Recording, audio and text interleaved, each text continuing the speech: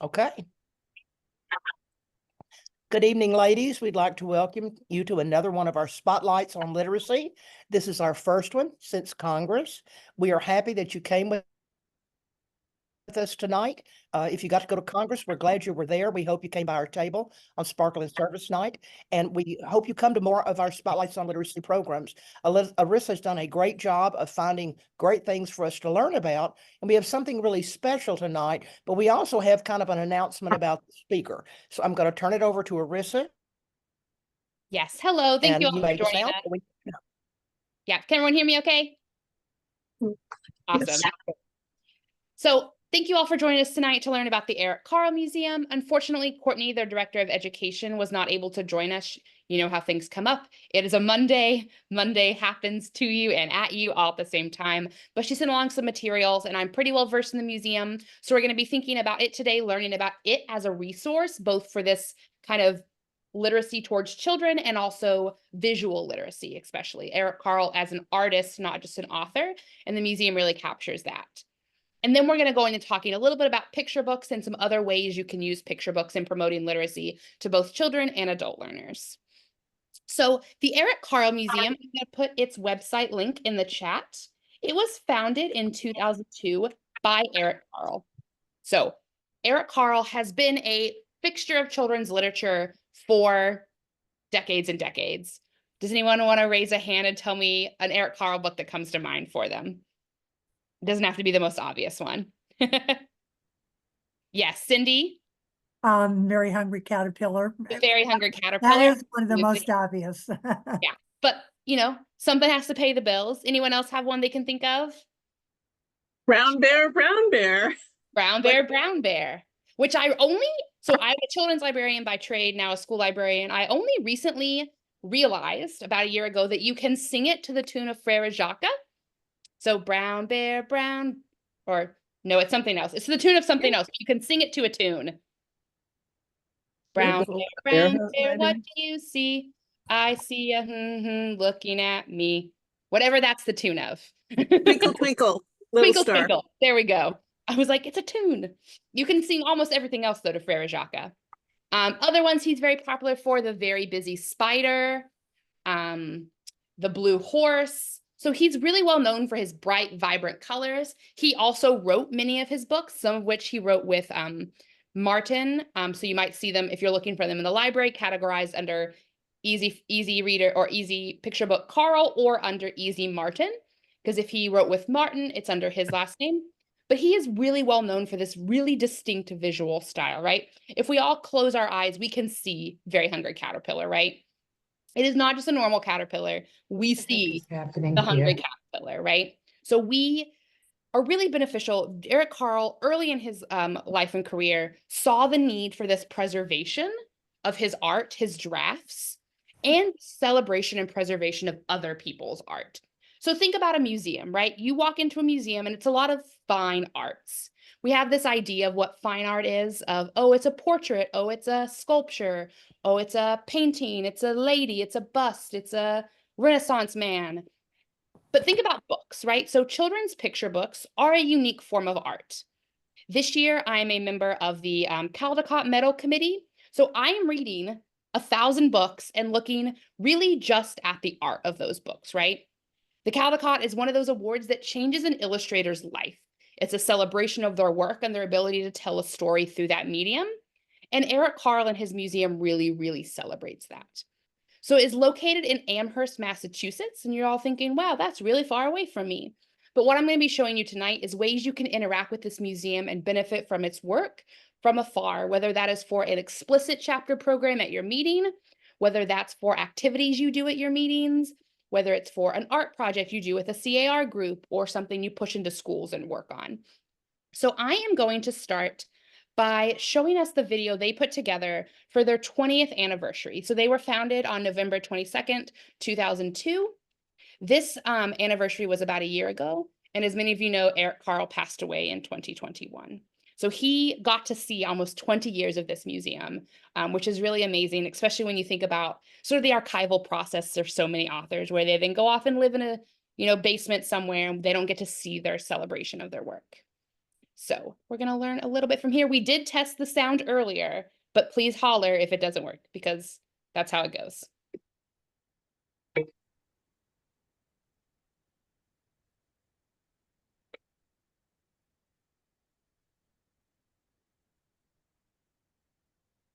A 20th anniversary is truly a wonderful milestone.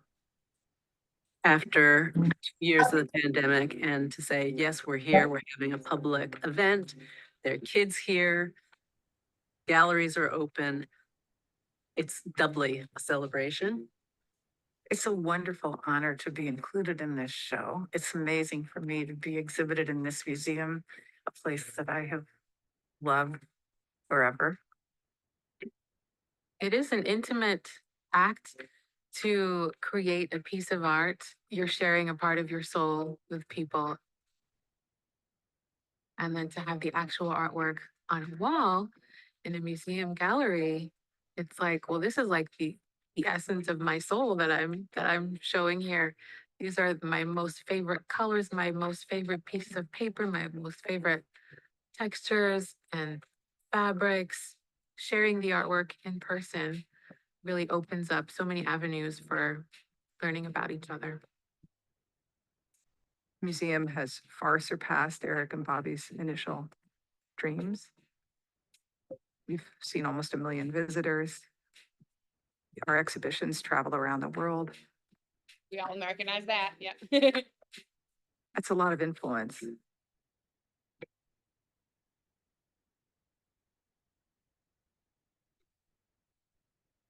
Finally got back together again. And coming through the pandemic, we're figuring out how to be in the same space together. We're figuring out how to communicate and relax and really celebrate and enjoy a momentous occasion of all these wonderful artists. I mean, that's major. And it hits me in a big way because it's all collage. And that's my thing. Collage is more than just assembling supplies and ideas and things together. It's way bigger. It's a metaphor for life. Everybody that walks through the door is broken in some place in their lives. And collage is about putting things together and becoming whole. I love this museum.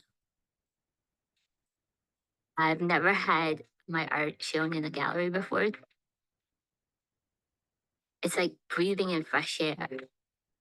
You're out in the world and your work is out in the world. And because we're talking about collage, and collage is something you touch, you need to feel, and you need to piece together, and you need to use scissors and glue, very tactile medium. And so I love that the whole museum feels like that.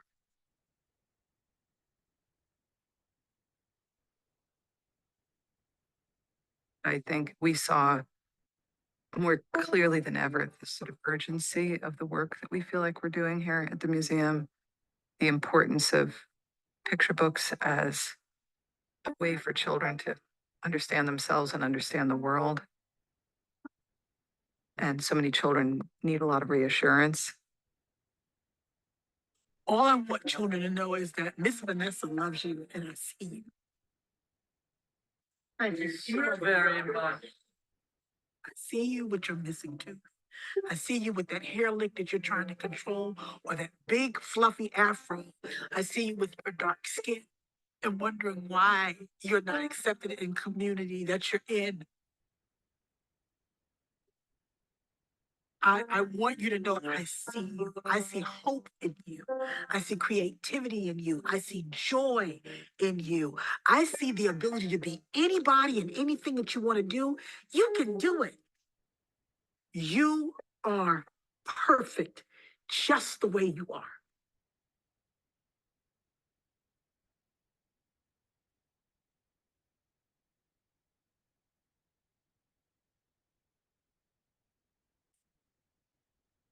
Eric really respected the aesthetic that children have.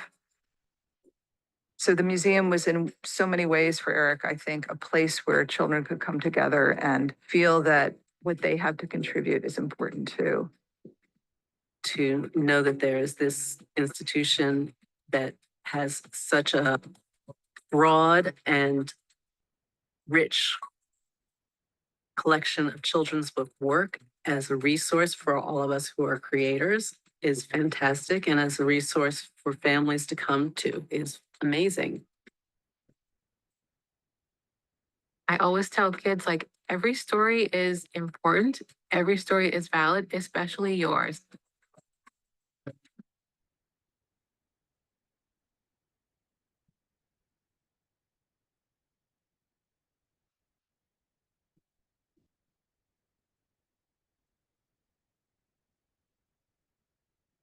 So I hope that gave you a little bit of a taste of what this museum does, primarily in that it is not just an archive of Eric Carle, right? It was not just like an Eric Carle showpiece. He's an amazing illustrator, obviously.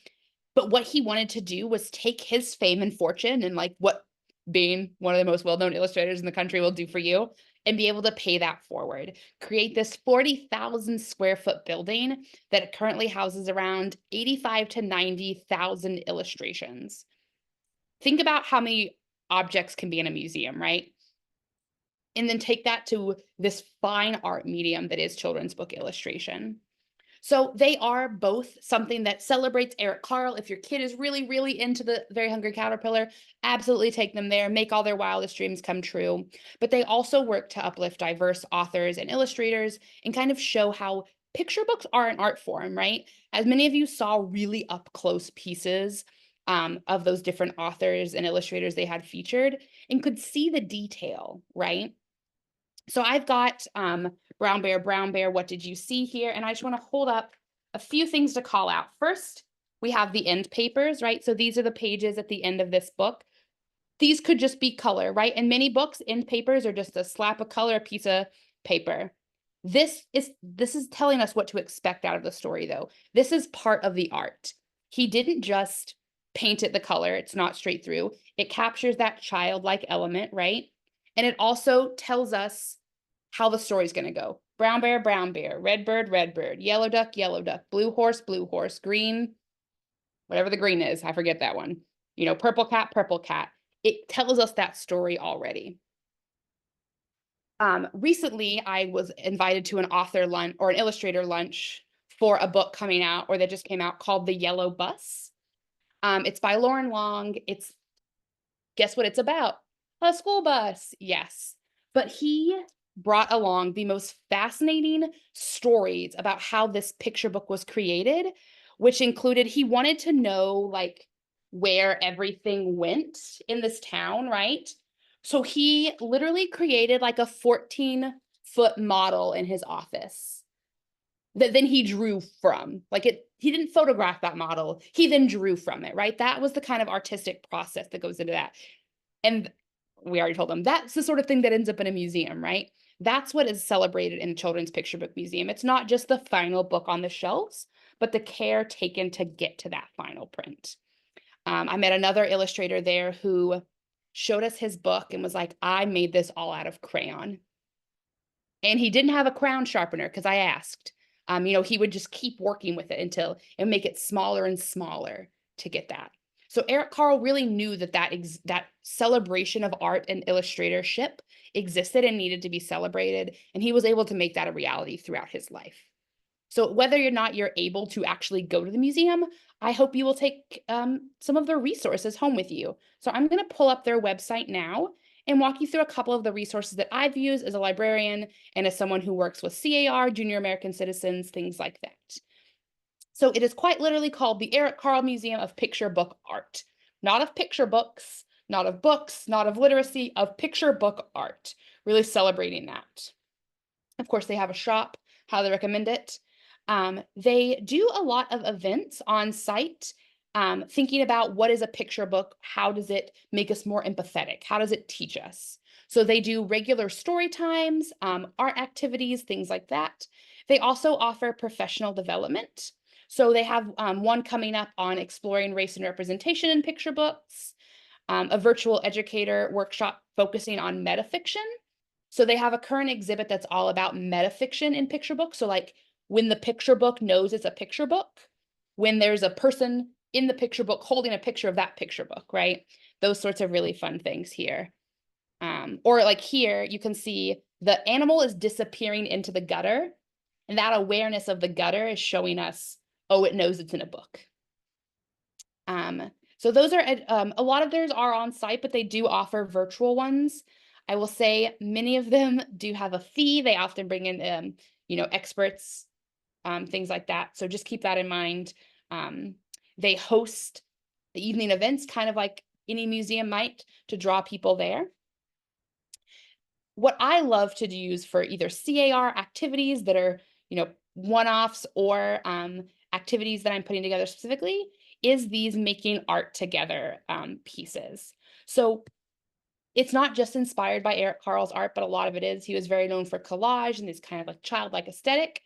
But they have probably over 150 of these like how to do DIY art projects that relate to a book, so you can very easily tie it to literacy, but also really work with visual literacy. So how can children understand information and make inferences based on pictures alone and not just the books?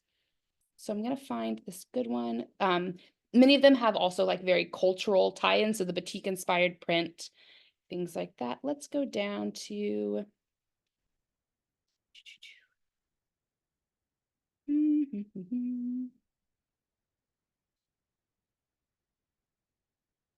creative comics. So comics are a great way to invite children to really tell their own stories. Say you're working with a CAR group. You want to come in, you want to maybe show them a comic book, be like, oh, this is a type of book. This is a different format for telling a story. What are we learning from the pictures versus the text? And then inviting them to create their own comic book. So it has, it gives you a date in case you want to update it. So they're all inspired by art at home, talking about what does a comic book look like? How can you make it? You can make one out of pictures, right? This person took actual photos of their area and made it into something. Cutting up paper, kind of walking you through this process, giving you some examples. And then it has some more ideas for going somewhere next, right? So here's a link to this. Here's a link to that. Let me show you one more. Let me see if I can find it. There's also some meant for adults. So this paper marbling, maybe a little more advanced than a child would do, but everyone's got partner groups. We were talking earlier about doing family literacy and really bringing that adult and child interplay together. This one is really cute on tunnel books. So you notice there are layers here. This is also great. A lot of their pieces really promote sustainability.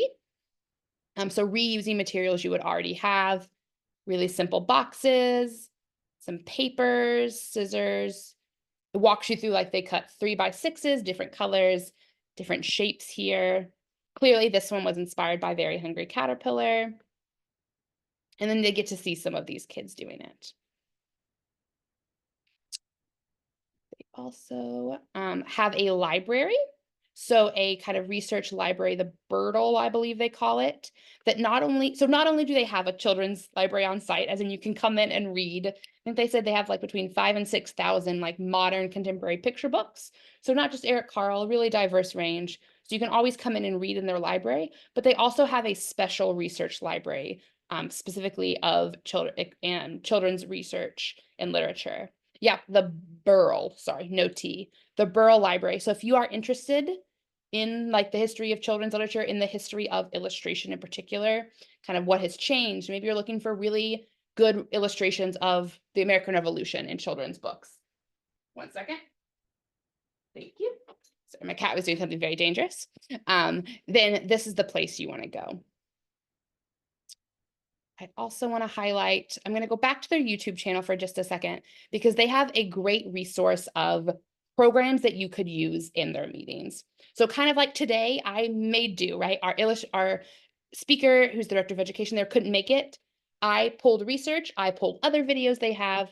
You could use one from the Eric Carle Museum. You could use one of our pieces that we've done before. So all of these spotlights are recorded and available on our members only website. So say you just adopt a little free library, you don't have a speaker for a program, or you want to fill in something, we have our Spotlight on Literacy, where we interviewed someone from Little Free Library that you can use to kind of learn more about that.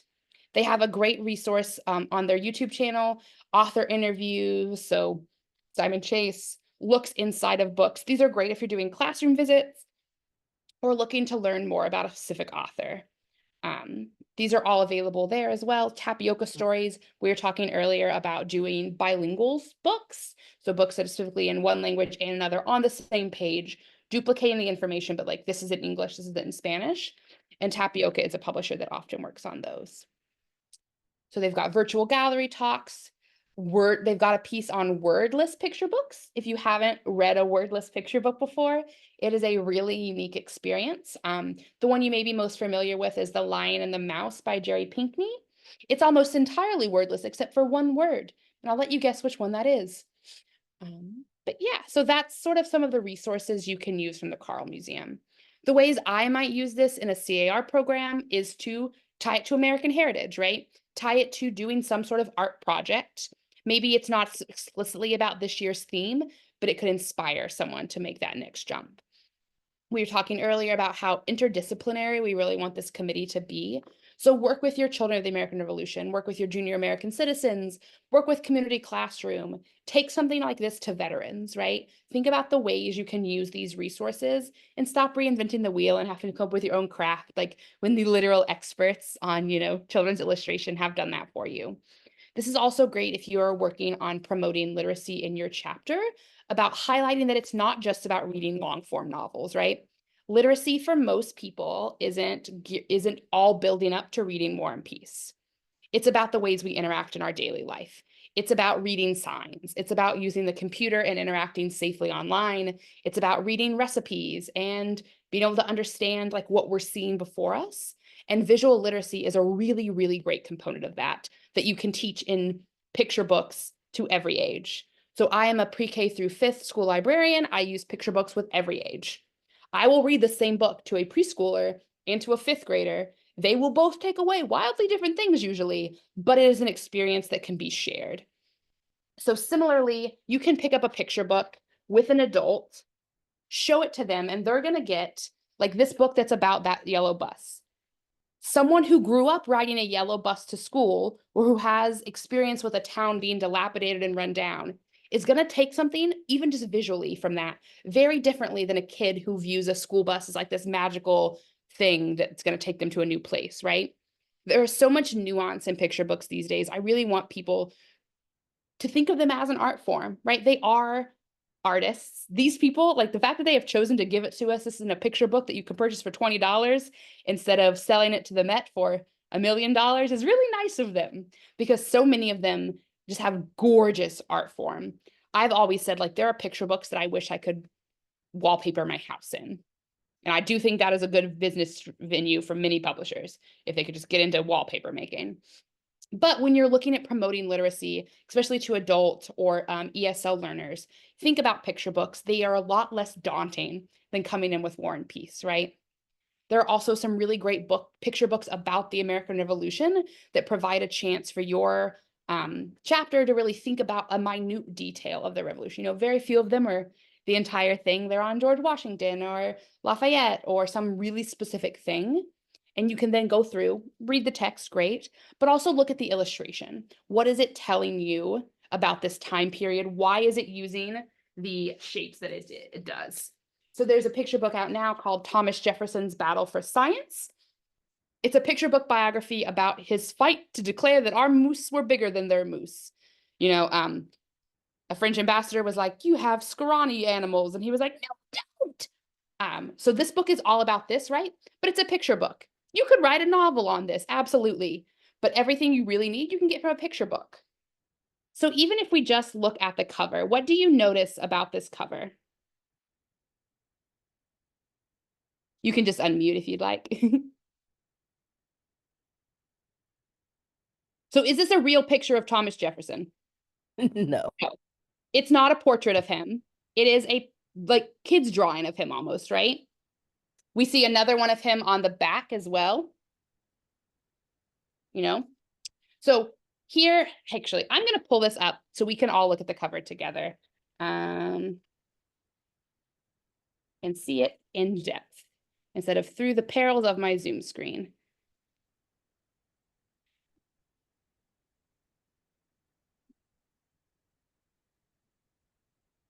And of course it's going to be blurry, but that's okay. We're going to get there. All right, so here we have this. You see, it's kind of set up like a grid book, right? This inherently tells us it's about science because it is made of grid paper. This spine area is made to look like a ruler. It's telling us it's about measurement already, right? You see his little illustration, he's holding a ruler. And out of this cannon, you have all these sorts of crazy things coming, right? This is not to imply, of course, though maybe a preschooler probably would assume that this was about shooting moose out of cannon. Anyone else, though, is going to see it and be like, it's trying to tell us something here with all these different things going on, right? So that's how much of this book we can get just from the cover, right? And then when you open it up, you've got a wide array of text features used to convey this information. So it's not just teaching you how to read a fact, it's teaching you how to read different text features. So, you know, it's got different labels about Blue Ridge Mountains, and then you're looking here. It's got biographies. It's teaching you how to visually look around this book and take in information, probably in a little more accessible way. We've got this page, right, that's showing a progression over time. And we get to see this really up close confusion look on his face. Again, it's using an illustration and a more childlike experience rather than like, here's the same portrait of Thomas Jefferson you've seen 100 times with a fast fact next to it. This one's really fun, quite literally weighing these two animals, right? A literal manifestation of what we know didn't actually happen on one big scale, but really makes it accessible. So thinking about this, right? This is the perfect book to take to a classroom, a veteran's home, a nursing home, right? You can really work through it. And it's because that visual literacy that you're building and the fun and the humor that a picture book often brings that, no offense, an adult nonfiction title rarely brings. So I hope that you will use the Eric Carle resources, our resources that we've really brought through today, to think about ways you can use picture books, both to build like empathy in nice children, because like picture books will make you cry. They're really good. But also to think about unique ways to engage with literacy. It's not just about building up to build reading War and Peace. It's about, you know, learning to parse information. Often I really like seeing how kids use iconotext, so what the pictures are showing us versus what the words are saying. You know, it's that dramatic irony when we know someone is saying something, but we see something very clearly different happening. That's a visual literacy skill they have to build. I think there's actually, I'm going to show you one more book because I love it. This book, Big, is won the Caldecott this year. It is by Vashti Harrison, who you might recognize her style from the Little Dreamers Big World series. They're very popular. This book is amazing. Both it builds empathy, amazing, but it also showed me something about visual literacy that it reminded me that not everyone gets. So on this page, we see 3 little girls. We probably all recognize that this is the little girl growing up. This is visually her changing and aging, right? But we have to learn that. A child does not know that. A non-reader does not know that. This is a visual literacy skill to be able to say, hey, this is, you know, the gutter is not being used. This is not 2 delineated scenes. This girl looks similar. The shape of the movement is telling me this is all one girl growing up. That is a skill that you have to learn and build as a reader. And are you going to learn that from War and Peace? No. And then it changes the way you view signs, recipes, all this sort of stuff. So that is the end of my diatribe about picture books. I would love to open it up to you all if this strikes an idea of any of you specifically working interdisciplinarily, or if anyone has a picture book they want to shout out as something they've used in their work before. I do. Yes, Allison. West Virginia has a state literacy promotion project. Jane Lark, their state regent, has been promoting this, and I spoke at their breakfast last year, but they gave me a book that they're buying for a lot of schools and passing out. Oh, It's a picture book, and it's, can you see it? Yeah. And it's a board book, but I want you to see how cleverly this is done. I'm going to have to block my face for you to see it, I think. But here's a good example of they take O, and what's the other one? I can't see it. N and O, but you see how they explain things related to democracy and to America. I think this one's particularly good. Wait a minute. There it is. P is for Pledge of Allegiance, but they also include the Pledge of Allegiance there, which I thought was a very, very clever design. For instance, they use S for the Star Spangled Banner. And they bought these books in bulk and are giving them to elementary schools just as a way to, for children who are very first learning the alphabet. And I thought it was a clever little book, but I also thought it was promoting literacy about American history and about documents, the Constitution, about the pledge, and about other things. But there are probably many books out here like this that you've all used, but I think sometimes we find those that are a little bit creative that we've never thought about. What else are we teaching besides just the alphabet, and the animals that maybe go with them? I thought this was clever. As Arissa was talking, I was thinking about a book that I found in my bookcase that I had forgotten I have. And I'm wondering how many of you have books that have been traveling with you throughout your life, books that you've had since you were children. I have a book that was, I didn't know the copyright date until I took a minute to look at it. It's called The Rainy Day Farm. My family were farmers, and so I'm sure someone gave me this when I was a baby. It was printed in 1945. I was born in 1946. So it's very much about the time, and the illustrations are not as sophisticated as some of the things you see today. But I read it again and thought what a clever book it was, because it talked about farming and farm implements in a way that a child could understand. It's a story of a boy and a girl and a little dog who kind of had this adventure around the rainy day farm. And I realized, and you probably have too, that I have books that have impacted me throughout my life, but I have kept them because they had some kind of sentimental meaning to me. I'm not sure why I kept that particular. I'm glad I did now, because it's certainly an old book, but it never occurred to me why I had the book. And it's because I had farmers in my family who gave it to me. So one of our future sessions, I would love if we could do a session where I could encourage people, and Arissa will help us with this, to bring a book from your childhood that impacted you, whether you have to go to the library and get a copy, or maybe one you still have. And let's talk about how that book shaped you and impacted you, and what about it stimulated you as a reader. Because I suspect most of you now read all the time, and a lot of you read for the fun of it. Whether you do it on an iPad or on an ebook, reading is something we all do all the time, and we want to invest children with that kind of learning encouragement. And sometimes it's more than just handing them a book. Sometimes it's reading them the book, because it's interacting with them that means something to them. And I remember my mother reading this book to me. I also remember sleeping in the bed with her, and she would drive me crazy because she'd read a book every night before she went to bed. And I was supposed to be going to sleep, but I couldn't sleep because the light was on, and she was reading forever, or that's what it seemed like. And then later I started reading in self-defense. I just started reading as long as she did. And when she would say it's time to go to sleep, I'll say, well, I can't do that because you're reading, and while you're reading, I'm going to read. And she couldn't deny me the chance to read with her. So I think we all have little stories that maybe impact how reading became very important parts of our lives. But I sometimes think it's good to go back and take a retrospective of where we came from in terms of our own literacy and what we're doing to maybe share it with others. So does anyone else have a book that they can remember from their childhood that they'd like to just kind of name for us and share what it was that you might still have on your shelves or wish you had on your shelves? Allison, can you put that board book title in the chat? Yes. Thank you.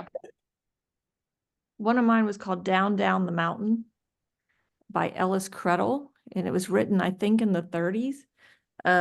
It's an old book, and I still remember. I don't have a copy of it. I don't even know if it's in print. But it was just a book that I still remember. That one, and Andrew Henry's Meadow was the other one that I dearly loved as a kid.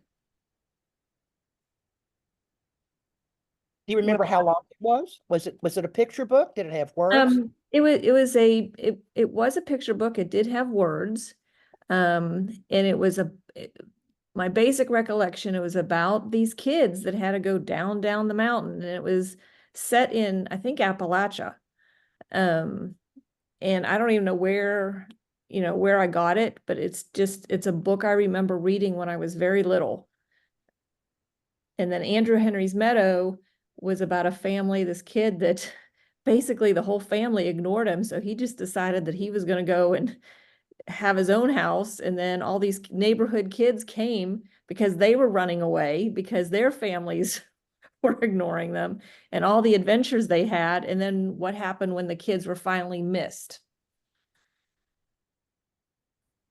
Do you remember how long it was? They were short. They were short books. I would say probably the age group was probably maybe between kindergarten and third grade, maybe, reading levels. You know what I think you need to do for yourself? I think after you finish this session tonight, you need to go to Amazon and see if it's still for sale. Yeah. It's kind of like a treasure hunt, see if it's still out there. Yeah. This just made me think of, I still have this book. That's the first book I remember. I think I got it when I was 2 or 3. I still have the book. Unfortunately, I think it's in a box somewhere in my house. I just put the link. It's Is It Hard? Is It Easy? It's a picture book, and it's silhouettes of children with like a single child doing something, picking up a ladybug or whatever. And one of the things that struck me, I'm 65, so I've had this book for something like 60 years. And it was published, I see now, in 1960, and it was racially diverse, which I think, back in the day, that is, a little unusual, perhaps. And I still have the book. It's really wonderful. It's very striking, very simple text. And it's about children sharing and discovering the world around them and learning new skills. Some things are harder for some kids and some things are easy for some kids. So it's a really great message.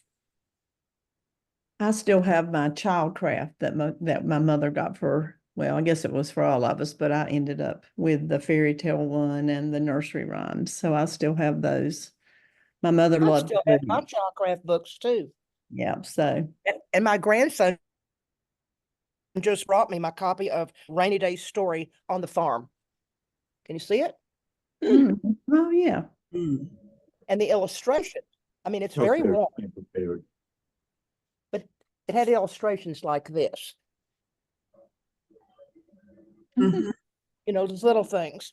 But I thought, it's simple, but it was very meaningful. And isn't it funny? I never made the connection between the farmers I knew and the book being about farms. I just thought it was a book that I liked. Who else has a book they could tell us about?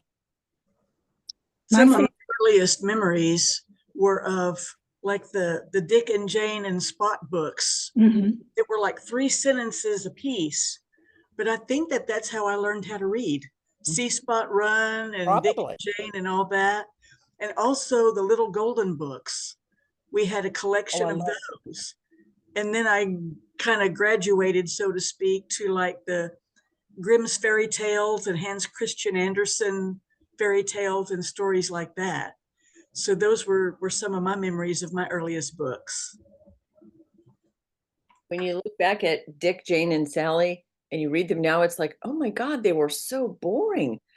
I read them, I was so excited because the illustrations showed you what was happening, and Sally got picked up an umbrella, and and I think we even learned the word umbrella, but it was just, and I picked it up at a bookstore and I was like, oh my God, Dr. Seuss made it so much more wild and crazy and interesting. But when you're learning to read and you can actually read about a story, that was big stuff.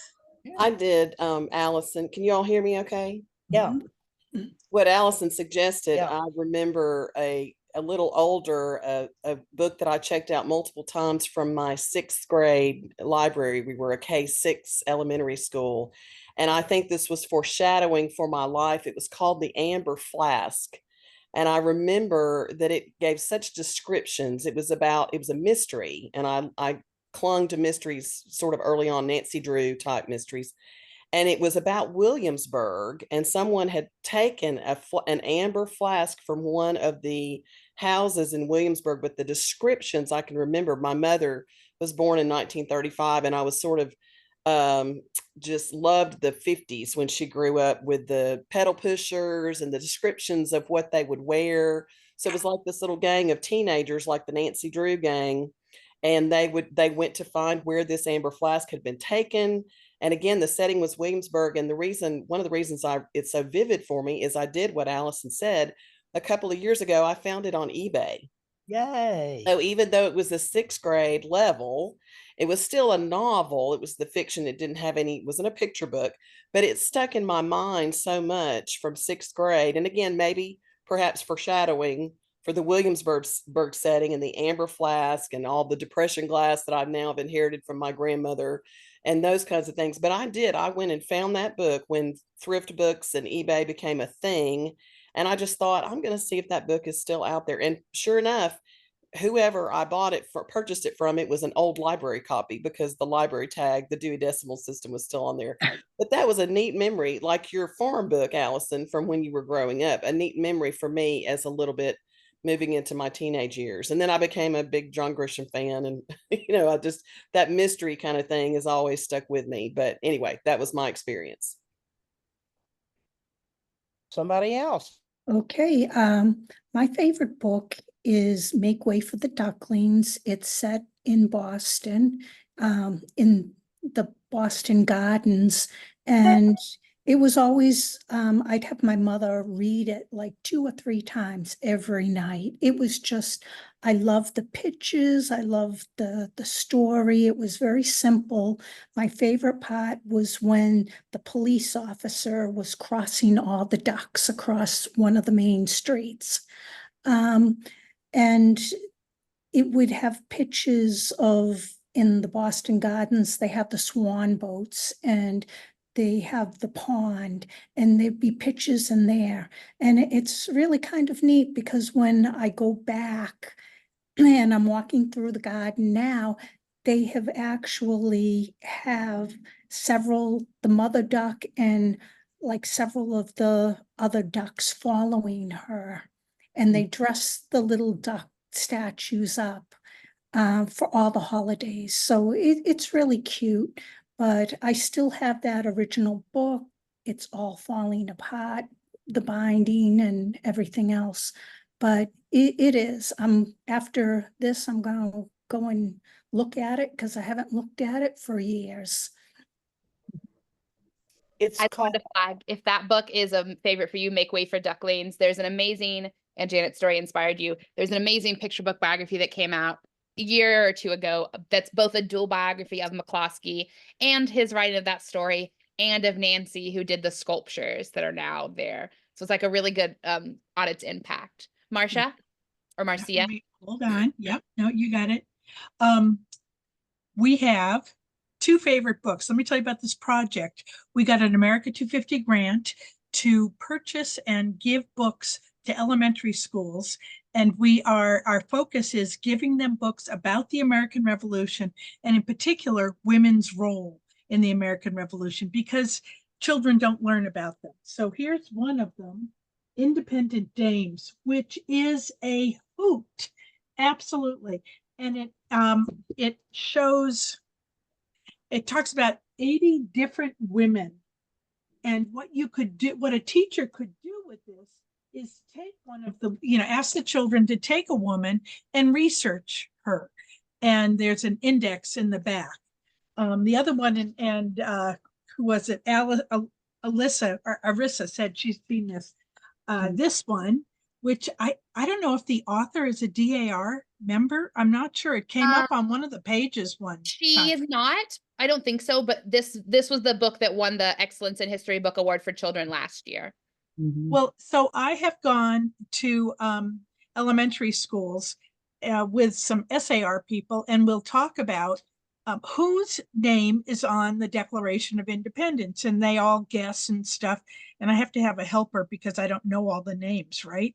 and I'll listen and I'll say, you know, I haven't heard you mention any women. Are there any women whose name is on there? And they scratch their head, and I scratch my head, and then I introduce this book and we give it to the school. So both of these books, I put them in the chat, are fabulous. I love our grant. We've already donated about close to 100 books. We have a whole curated list of books about Anna Strong and spies and women who contributed to the American Revolution. And it's certainly a focus within DAR to teach about the American Revolution, and especially women. When, just a little aside, I went to my local bookstore and I was looking for children's books about the American Revolution. They had about 5 or 6 on the shelf, and they were all about men. Children aren't learning about women. So why can't they? What girls learn about boys? Why can't boys learn about what the women did? So anyway, that's mine. Good. Mary, I'm sure you've got something you can share with us. About what? Well, our chapter's doing sort of the same thing that Marcia was just talking about. So I'm adding that to our list. My 250 America 250 person texted me, and I said, well, I have several, because I was a state librarian, and I'm not, each month I would put a review of books, and I did children's books and I did adult books. So I went and pulled the ones that I had done the 3 years I was our state librarian. So I'm going to add your independent dames to that list. I think it's important. One thing I've done since the pandemic, when we had the pandemic, our children were out of school. And so my church started taking meals to the kids once a week. And so I thought, well, our kids, the school that I retired from, is a poverty school, and the kids are already behind. So I thought they need to be reading while they're out during the pandemic. So I started a bookmobile, and I'd gather books. Remember, everybody knows, just bring books to me. So and we've continued that. So but last year what I tried to do was, kids want to see themselves on the covers of the books. And, most of my church is called our Caucasian, but I welcome those books. But I went to our mission group and asked them, would they give me money, because I wanted to purchase books that the kids could see themselves, because, our kids are African American. We have a big Hispanic population. And, we want them to see and read about kids that they can, say, oh, that person looks like me. So I've done that. We just started. We delivered meals last Friday for the first time. And also we work with our chapter we have a Partnership for Children, which is an agency that works mainly with preschool kids. So this coming week, the partnership has given me little stuffed animals, and the kids will adopt them. And they also gave me books, brand new books, to give out to the kids. So just look for people that you might can do partnerships with, your chapter can do partnerships with, because we help them. They do kindergarten readiness kits. And last year, for our day of service, we bought the items that they put in the kindergarten readiness kits. We went to their building after our meeting, and we put together 150 kits for them. Right now they do 4 poverty schools. We have probably about 24 elementary schools in my county, and 14 are poverty schools. And the other thing our chapter does, we've been doing this now for 8 years.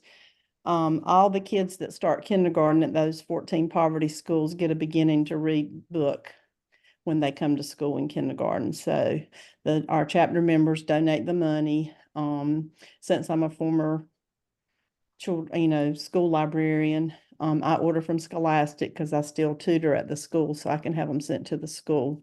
We've been doing that. This is our 8th year of doing that for all those 14 schools. That's wonderful. Good. Anybody else want to tell us about a book? Arissa, I know you've got one. Yeah, I mean, I think a lot about like what stands out to me and why, right? Like, is it that I'm remembering illustrations, or is it, for me, I often remember like experiences of reading. So I distinctly remember reading a book about the aftermath of 9/11 and how like a school came together to really like find commemoration and like healing. Had never found that book since, right? Like when you Google children's books on 9/11, you get a lot of options and none of them look familiar to me. But I remember sitting there and reading it with my grandmother. You know, I remember exactly where we were sitting, where the couch was facing, that sort of way.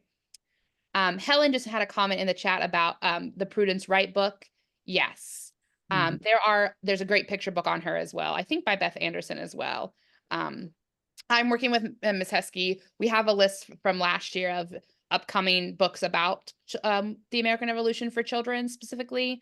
I do recommend, obviously, like seeking ways for us to find them to be more diverse, whether that's with women or they have a Forgotten Patriots sort of book for Patriots of Color, that sort of stuff. Yeah, Marcia Cheryl has, or Marcia, she has a great point. Please do share it in the DOC.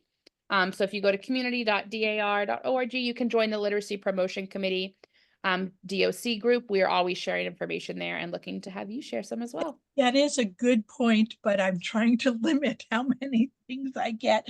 I'm sending it to you and whoever put their emails. I'll make sure to here. upload it then if you're fine. That with would be great. I just, when I was regent, I couldn't handle anything else. So sorry about that. I should have. Everyone should be in the group, but we'll allow it for now. Does anyone have any last thoughts before we talk a little bit about future events? One thing about sending books to schools, I know our chapter did that as well with some schools in DC, and our chapter America 250 person pulled together a list of children's books and then vetted it with the school, so the school teachers could decide which ones they wanted. So instead of us making the decision, it was up to the teachers at the school because they would better know their students and what they wanted to teach.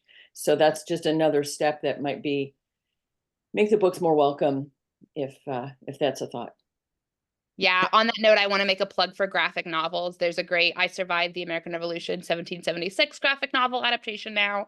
And also the Nathan Hale series are great because that actually will make your child wants to read it. Yes, awesome. Well, thank you all for all these ideas. We'll consolidate them. We hope you'll join us in the DOC to keep sharing more of them. I want to give a little bit of a preview of some upcoming ones. So I mentioned when we talked about Her Name Was Mary Catherine, that book won the Excellence in History Book Award from NSDAR last year. That is an annual award given to an adult book title and a children's title, and chapters nominate them. So this year's winner was Tara Ross's We Fought for Freedom and Colonel Kevin Waddell's Compliat Victory. And we are hoping to have them join us next month. I'm just waiting to hear back from Miss Ross, but Colonel Weddell will be joining us next month to share about his book, his research process, and to share more about how you can nominate titles for this award. It's very exciting to get the email that you won and see your book that you helped chose. Be there. Yes, Beverly, I'll be sure to pull the chat. After that, in September, we'll be joined by a woman who writes historical fiction about the French Revolution as we celebrate Lafayette. We'll be joined by the Franco-American Committee. We'll be learning about other museums, including some other museums celebrating children's literature and historical fiction and how we can support adult literacy and all those sorts of things. So if you have ideas or great speakers for these programs, please email Allison, literacypromotion@nsdar.org, or post in our DOC. Allison, I'll let you close us out. The last thing I want to do is thank you for coming, but I also want to remind you, if you've never looked at the website, at the awards you can give that do not require national approval. We have a Literacy Champion Award certificate that's beautiful, and all you do is fill it in and print it off, and it looks like it came from NSDAR. And it lets you thank anyone in the community who's promoted literacy, a librarian, a teacher. You can give out as many as you want to. Mary gave out 47 last year. So you give out one or you can give 47. It doesn't make any difference. But we count that on the CMR We also have the Literacy Proclamation, which we use on November the 1st for National Literacy Month, but National Literacy Day is November the 1st. It's a great way to have your mayor sign the proclamation. Is beautiful. Again, you just fill in the blanks, have your state region, have your chapter regent do all that. Go meet with the mayor, have your picture taken, promote DAR, but also thank the mayor and the community for supporting literacy. And those forms are on the site, ready for you to use. And they're, I think, people who've passed them out have said people have been really grateful to be thanked for the work they're doing in the community to promote literacy. And very often the people who work the hardest and the longest get very few thank yous. So please think about doing that. And we thank you for everything you're doing to promote literacy. And that doesn't mean you just have to read to kids. It's anything you do to teach anybody anything so they understand how to do something. So we thank you for joining us. We ask you to keep up your hard work in DAR, and please encourage your chapter members. And maybe in a meeting, you can have a little tiny literacy promotion moment and just bring up favorite books from when you were children. Why not? Get to know each other better, find out what you liked when you were younger. I think it's one thing that ties us all together is learning. We all like to read, and we all learned because someone took the time to be with us to help us do that. So good night. Thank you for joining us, and we look forward to seeing you next month. Bye. Talk to you soon. Bye. Thank you, Beth.